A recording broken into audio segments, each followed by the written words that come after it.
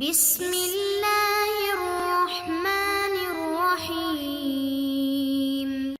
السلام علیکم ورحمۃ اللہ وبرکاتہ۔ بسم اللہ الرحمن الرحیم۔ عزیز طلبہ، امید ہے آپ سب خیریت سے ہوں گے۔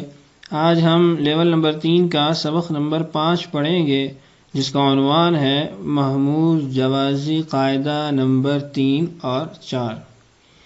اس سے قبل سبق کے اندر ہم نے 2 قاعدے پڑھے تھے، قاعدہ نمبر 1 اور قاعدہ نمبر 2۔ اس کے اندر 2 مختلف حالتوں کے اندر حمزہ کا ثقل کیسے دور کیا جاتا ہے وہ ہم نے سیکھا تھا۔ آئیے آج ہم مزید 2 قاعدے حمزہ سے متعلقہ سیکھ لیتے ہیں۔ تو باقاعدہ طور پر سبق شروع کرتے ہیں اور چند مثالوں سے اپنی بات کو سمجھتے ہیں۔ آپ اپنی اسکرین پر قرآن پاک کی چند آیات لکھی دیکھ رہے ہیں۔ أَتَأْمُرُونَ النَّاسَ بِالْبِرِّ وَتَنْسَوْنَ أَنفُسَكُمْ وَلَقَدْ ذَرَأْنَا لِجَهَنَّمَ كَثِيرًا مِنَ الْجِنِّ يَا أَيُّهَا النَّبِيُّ إِنَّا أَرْسَلْنَاكَ شَاهِدًا سَخَّرَ الْبَحْرَ لِتَأْكُلُوا مِنْهُ لَحْمًا طَرِيًّا۔ سب سے پہلے ان الفاظ کا تعین کر لیتے ہیں جو ہمارے اس سبق کا موضوع ہیں اور جن سے متعلق ہم اس سبق کے اندر بحث کریں گے۔ پہلی آیت کے اندر اتأمرون، دوسری آیت کے اندر ذرأنا، اور تیسری آیت کے اندر النبی، اور چوتھی آیت کے اندر طریا، اور اسی طریقے سے لتأکلوا۔ ان الفاظ کی ہم نے تعین کر لی جن سے متعلق آج ہم بحث کریں گے۔ تو سب سے پہلے لفظ میں دیکھیے اتأمرون، حمزہ ساکنہ ہے اور اس سے قبل تاء مفتوحہ ہے۔ اسی طریقے سے وَلَقَدْ ذَرَأْنَا، یہاں پر بھی حمزہ ساکنہ ہے اور اس سے قبل را مفتوحہ ہے۔ تیسری آیت کے اندر یا ایھا النبی، اب نبی یہاں پر نون با اور 2 یا ظاہری طور پہ ہمیں نظر آ رہی ہیں، جبکہ اس کا اصل مادہ وہ نبأ ہے، نبأ خبر۔ تو اب وہاں پر تو حمزہ ہے، یہاں پر وہ یا میں تبدیل ہوا، یہ کیسے ہوا یہ بھی آگے انشاءاللہ ہم پڑھیں گے۔ سخر البحر لتأکلوا، یہاں پر بھی حمزہ ساکنہ ہے، اس سے قبل تا مفتوحہ ہے، اور لحما طریا، یہاں پر بھی یا کے اندر یا کا ادغام ہوا ہے، جبکہ اصل میں طریٰ ہے، طریٰ۔ تو آج کے سبق میں ہم یہ جانیں گے کہ یہاں پہ کون کون سے قاعدے استعمال ہو سکتے ہیں اور کون کون سے قاعدے استعمال کیے گئے ہیں۔ تو آئیے قاعدوں کی طرف بڑھتے ہیں، واپس پھر اپنی مثالوں کی طرف آئیں گے۔ قاعدہ نمبر 3، حمزہ ساکنہ کو اس کے ماقبل حرف کی حرکت کے مطابق حرف علت سے بدلنا جائز ہے، جیسے دأبن سے دابن، بئرن سے بیرن، اور لؤمن سے لوبن۔ حمزہ ساکنہ کو سب سے پہلے حمزہ ساکن ہونا چاہیے اور اس کے ماقبل حرف کی حرکت کے مطابق حرف علت سے بدلنا جائز ہے، یعنی اس سے ماقبل اگر تو زبر ہے تو آپ اس حمزہ کو الف کے اندر تبدیل کر دیں گے، اور اگر پیش ہے تو آپ اس حمزہ کو واو کے اندر تبدیل کر دیں گے، اور اگر زیر ہے تو آپ یا کے اندر اس کو تبدیل کر دیں گے۔ آگے مثالیں دیکھیں۔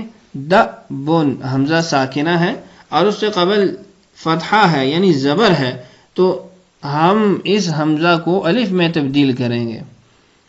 بئرن، یہاں پر بھی حمزہ ساکنہ ہے لیکن اس سے قبل زیر ہے، زیر کے مطابق جو حرف علت ہے وہ یا ہے، تو ہم نے بئرن سے بیرن بنا دیا۔ اور لؤمن، یہاں پہ بھی حمزہ ساکنہ ہے، ماقبل پیش ہے، تو پیش کے مطابق جو حرف علت ہے وہ واو ہے، تو ہم اس حمزہ کو واو میں تبدیل کر سکتے ہیں، لؤمن پڑھ سکتے ہیں۔ اب قاعدہ ہم نے سمجھ لیا، آئیے ذرا مثالوں کی طرف لوٹتے ہیں اور اس کے اندر اس قاعدے کو لاگو کرتے ہیں۔ اتأمرون، اب آپ دیکھیں یہاں پہ حمزہ ساکنہ ہے لیکن اس سے قبل زبر پائی جا رہی ہے، فتحہ پائی جا رہی ہے. تو ہم نے کہا تھا کہ اگر ما قبل فتحہ ہو تو اس حمزہ کو ہم اس کے مطابق حرف علت میں تبدیل کر سکتے ہیں. تو فتحہ کے مطابق جو حرف علت ہے وہ الف ہے. اس فعل کو ہم اتامرون بھی پڑھ سکتے ہیں، یعنی حمزہ کی وجہ سے جو فعل کے اندر ہم جھٹکا دے کے پڑھتے تھے وہ ختم ہو جائے گا.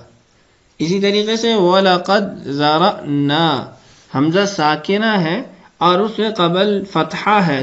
یہاں پر بھی حمزہ ساکنہ کو ہم را جو اس سے ماقبل حرف ہے اس کی حرکت کے اعتبار سے اس کے مطابق ہم کسی حرف علت میں تبدیل کر سکتے ہیں. تو ذرأنا کو ہم ذرانا بھی پڑھ سکتے ہیں. وَلَقَدْ ذَرَانَا. یا ایھا النبی یہاں پر وہ قاعدہ استعمال نہیں ہوا. سخر البحر لتأکلوا یہاں پر وہ قاعدہ استعمال ہو سکتا ہے کہ تأکلوا کے اندر حمزہ ساکنہ ہے اور حمزہ ساکنہ سے پہلے فتحہ ہے، تو ہم حمزہ ساکنہ کو الف میں تبدیل کر سکتے ہیں. لتاکلوا ہو جائے گا، لتاکلوا. طریہ یہاں پر یہ قاعدہ استعمال نہیں ہوگا. تو گویا پہلے قاعدے کی 3 مثالیں آپ نے دیکھ لی کہ وہ قاعدہ کس طریقے سے استعمال ہو سکتا ہے. اس قاعدے کو شروع کرنے سے قبل کچھ الفاظ کی تعریف جان لیجئے کہ الف مدہ، واو مدہ اور یا مدہ کیا ہوتے ہیں اور یا تصغیر کس کو کہا جاتا ہے. الف مدہ، واو مدہ اور یا مدہ یہ اس صورت میں ان کو کہا جاتا ہے جب یہ خود ساکن ہو اور اس سے قبل جو حرکت ہے وہ ان کے مطابق ہو. الف سے پہلے زبر ہو، واو سے پہلے پیش ہو اور یا سے پہلے زیر ہو. یا تصغیر یہ وہ یا ہوتی ہے جو کسی چیز کو چھوٹا بنا کر پیش کرنے کے لیے لائی جاتی ہے. مثال کے طور پہ انس نام ہے، انیس، اب اس کے درمیان میں یا لانا اور پھر مخصوص اس کو اعراب دینا، حرکات دینا، تو یہ یا جو استعمال ہوتی ہے اس کو یا تصغیر کہا جاتا ہے کہ انس ہے اور انیس چھوٹا انس، تو یہ اس یا تصغیر کو استعمال کیا جاتا ہے. تو ابھی قاعدہ پڑھ لیتے ہیں. جب حمزہ سے قبل واو مدہ زائدہ یا مدہ زائدہ یا تصغیر آ جائے تو حمزہ کو ما قبل حرف کے ہم جنس کرنا جائز اور پھر دونوں کا ادغام کرنا واجب ہے. 2 کام کرنے ہیں کہ حمزہ سے قبل واو مدہ زائدہ یا مدہ زائدہ ہو. ایک تو واو مدہ یا مدہ ہو اور پھر زائدہ ہو یا پھر یا تصغیر ہو. تو اب کرنا کیا ہے؟ حمزہ کو ما قبل حرف کے ہم جنس کرنا جائز ہے کہ آپ اس حمزہ کو ما قبل جو حرف آیا ہے اسی کے اندر تبدیل کر دیں اور پھر دونوں کا ادغام کرنا واجب ہے. دونوں کو اکٹھا کرنا اور تشدید ڈالنا یہ واجب ہے. تو 2 کام ہیں اس قاعدے کے اندر، ایک جائز اور ایک واجب. جب آپ جائز قاعدہ لاگو کریں گے تو آپ کو واجب قاعدہ بھی لاگو کرنا پڑے گا. مثال دیکھیے، مخطوعتن. اب مخطوعتن حمزہ سے قبل واو مدہ زائدہ آ گئی. اب ہم نے کہا تھا کہ ہم اس حمزہ کو ما قبل والے حرف میں تبدیل کر سکتے ہیں، تو مخطوعتن ہو گیا. اب جب ہم نے اس کو ما قبل کی جنس کے اندر تبدیل کر دیا تو ہم نے کہا پھر دونوں کا ادغام کرنا، دونوں کو اکٹھا کرنا واجب ہے. تو اب اس لفظ کو ہم مخطوعتن کی حالت میں نہیں چھوڑیں گے بلکہ مخطوعتن تشدید کی صورت میں یہ چلا جائے گا. اور خطیئتن اس کے اندر بھی یا مدہ ہے اور اس کے بعد حمزہ ہے. تو ہم نے کہا تھا کہ جب یہ صورت ہو تو ہمارے لیے یہ ممکن ہے کہ ہم اس حمزہ کو یا میں تبدیل کر دیں تو یہ خطیئتن بن جائے گا، پھر ادغام کرنا واجب ہے تو خطیئتن بن جائے گا. اسی طریقے سے تصغیر کی مثال دیکھیے، افیئسن. اب حمزہ ہے اور اس سے قبل یا مدہ ہے تو اس کو تبدیل کریں گے یا کے اندر تو افیئسن ہو جائے گا، پھر ان دونوں کا ادغام واجب ہے تو افیئسن بن جائے گا. تو قاعدہ میں دہرا دیتا ہوں، پھر مثالوں کی طرف لوٹتے ہیں کہ حمزہ سے قبل واو مدہ زائدہ یا یا مدہ زائدہ ہو یا یا تصغیر ہو تو اس حمزہ کو ما قبل کے حرف کے ہم جنس کرنا جائز ہے اور پھر دونوں کا ادغام کرنا واجب ہے۔ تو آئیے اب اس قاعدے کو ما قبل جو ہم نے مثالیں پڑھی ہیں اس کے اندر لاگو کرتے ہیں۔ یا ایہا النبی، اب نبی میں نے آپ کو بتایا تھا کہ یہ نبا سے ہے، اس کے اندر حمزہ پایا جا رہا ہے، تو یہ لفظ اصل میں ہے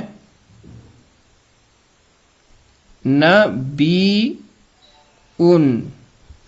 اب حمزہ سے ما قبل یا مدہ زائدہ ہے، تو ہم نے کہا ایسے حمزہ کو ہم اس کے ما قبل حرف کی جنس میں تبدیل کر سکتے ہیں، تو ہم نے اس کو حمزہ کو ختم کر کے یہاں پر یا لگا دی تو نبیون ہو گیا، پھر دونوں کا ادغام کرنا واجب تھا تو نبیون بن گیا۔ اسی طریقے سے طریًّ ہے، اصل میں ہے طریئن، طریئن۔ اب حمزہ ہے ما قبل یا مدہ زائدہ ہے، تو ہم نے کہا کہ اس حمزہ کو بھی ہم یا میں تبدیل کر سکتے ہیں تو طریٌ ہو گیا، پھر دونوں کا ادغام واجب ہے تو طریٌ بن گیا۔ تو ان دو مثالوں کے اندر آپ نے اس قاعدے کو ملاحظہ کیا کہ یہ قاعدہ کس طریقے سے یہاں پر لاگو ہوا ہے۔ نبی ان سے نبی بنا، پھر نبی بن گیا، طریًّ سے طریٌ بنا، پھر ہم نے اس کو یا میں تبدیل کر کے طریٌ بنایا اور ادغام کر دیا تو طریٌ بن گیا۔ تو یہ تھے ہمارے قاعدے اور ان کی مثالیں۔ آئیے اب مشق کی طرف بڑھتے ہیں۔ مثالیں قاعدہ نمبر 3۔ قاعدہ نمبر 3 کی مثالیں علیحدہ لکھی گئی ہیں، قاعدہ نمبر 4 کی مثالیں علیحدہ لکھی گئی ہیں۔ قاعدہ نمبر 3 کی مثالیں پڑھ دیتا ہوں۔ أَتَأْمُرُونَ النَّاسَ بِالْبِرِّ وَتَنْسَوْنَ أَنفُسَكُمْ فَإِذَا اسْتَأْذَنُوكَ لِبَعْضِ شَأْنِهِمْ فَأْذَن لِمَنْ شِئْتَ مِنْهُمْ قَالُوا بَلْ جِئْنَاكَ بِمَا كَانُوا فِيهِ يَمْتَرُونَ وَلَقَدْ ذَرَأْنَا لِجَهَنَّمَ كَثِيرًا مِنَ الْجِنِّ وَالْإِنسِ وَقَالَ الَّذِينَ كَفَرُوا لَن نُّؤْمِنَ بِهَذَا الْقُرْآنِ إِن تَكُونُوا تَعْلَمُونَ فَإِنَّهُمْ يَعْلَمُونَ كَمَا تَعْلَمُونَ۔ مثالیں قاعدہ نمبر 4۔ یا ایہا النبی جاہد الکفار والمنافقین وهو الذي سخر البحر لتأكلوا منه لحما طريا إن الله بريء من المشركين ورسوله مما خطيئاتهم مغرقوا فأدخلوا نارا الكذب خصلة دنيئة يجزى المسيئون حسب أعمالهم۔ تو یہ چند مثالیں تھیں جو آپ کے سامنے میں نے پڑھی ہیں۔ ان مثالوں کے اندر اچھے طریقے سے اس قاعدے کو لاگو کر لیجئے تاکہ قاعدے اچھے طریقے سے سمجھ بھی آ جائے اور ذہن میں بھی بیٹھ جائے۔ تو یہ تھا آج کا ہمارا سبق۔ امید ہے سبق کو آپ اچھے طریقے سے سمجھے ہوں گے۔ اللہ تعالیٰ سے دعا ہے اللہ تعالیٰ ہم سب کے لیے سمجھنا اور سمجھانا آسان کرے۔ اللہ تعالیٰ ہم سب کا حامی و ناصر ہو۔ آج کے لیے اتنا ہی کافی ہے، اجازت دیجیے۔ السلام علیکم ورحمۃ اللہ وبرکاتہ۔